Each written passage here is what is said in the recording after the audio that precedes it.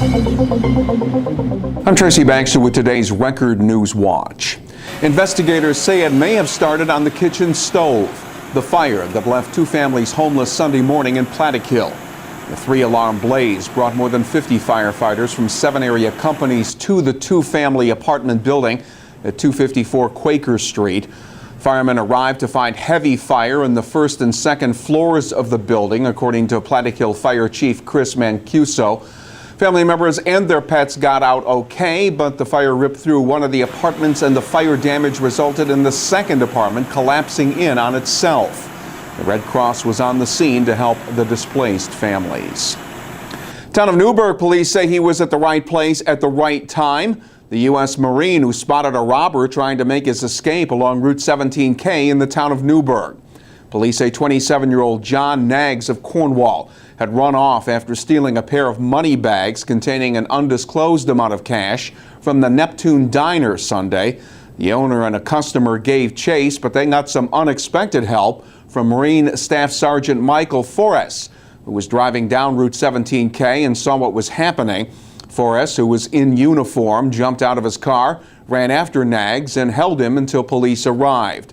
Naggs was awaiting arraignment on a grand larceny charge. Meantime, Newburgh Town Police got more help from the public with an unrelated arrest Sunday. It began when a man stole a purse from a shopping cart inside the Stop and Shop on Route 300. The owner chased him into the parking lot where he dropped the purse. When another woman tried to keep him from driving off, he stole her purse, dragged her a short distance before speeding off. The car, which had been reported stolen, was later spotted at the Newburgh Mall. That's where officers confronted Benjamin Prota at gunpoint. The 31-year-old Walden man then struck Sergeant William Ransom with his vehicle, but was later apprehended after a car chase. Prota faces an assortment of charges, including the felonies of robbery, assault, grand larceny, and criminal possession of stolen property. It's good news and bad news for Governor Andrew Cuomo. According to a Siena College poll out today, the governor's approval rating remains at better than 2-to-1, with 64% of those polled giving him a favorable rating, 30% unfavorable. But this is the third month in a row his rating has declined from a high water mark of 72% back in December. The gun law and how it was passed is being looked at as one of the factors in the approval decline among voters upstate. Meantime, the Siena poll found that 77% of the state's residents favor the proposal to raise the state's minimum wage. Sunday's mild weather made it a good day to be green in Goshen and in Kingston, where thousands turned out to catch the spirit of St. Patrick's Day. In Goshen, the 37th annual Mid-Hudson St. Patrick's Parade attracted an estimated 30,000 plus, according to village police estimates. And it was a bigger event this time around, with 30 additional parade units in Goshen this year. Activities in Kingston included the 25th annual Shamrock Run, with close to 4,800 runners taking part. Total of 51 teams competed in Saturday's State Science Olympiad finals, hosted by Monroe-Woodbury High School.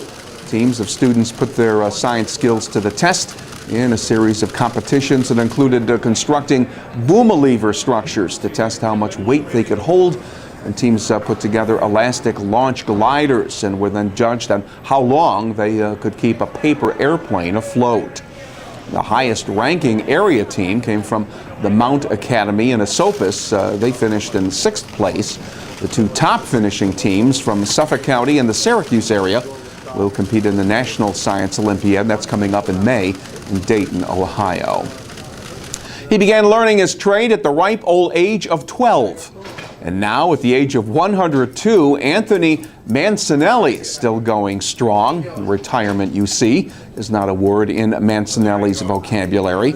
These days, the Newburgh native has been doing his cutting in Magnano's barber shop at Big V Plaza in Val's Gate, where Mancinelli works on Saturdays and does some fill-in work when needed during the week. Back in 2007, he received a certificate from the Guinness Book of World Records. He's now cut hair for almost 90 years, and there is no end in sight. And there's heartbreak in Kingston today, a day after the Kingston Tigers came up just short in the state Class AA quarterfinal game against New Rochelle at West Point's Crystal Arena. New Rochelle scoring the last 5 points of the game to escape with a 63-60 win, ending Kingston's quest for a state title. Possible tying a 3-point shot by the Tigers. Micah Riddick went off the rim at the buzzer. Kingston had won 14 straight up until then, and they finished with a record of 18-3.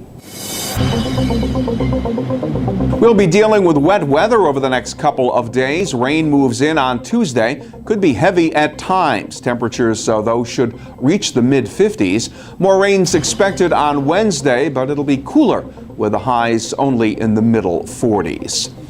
Get caught up on all the day's developments by reading tomorrow's Times Herald Record. And anytime and anywhere news breaks, you will find it right here at Record Online. For Record Newswatch, I'm Tracy Baxter.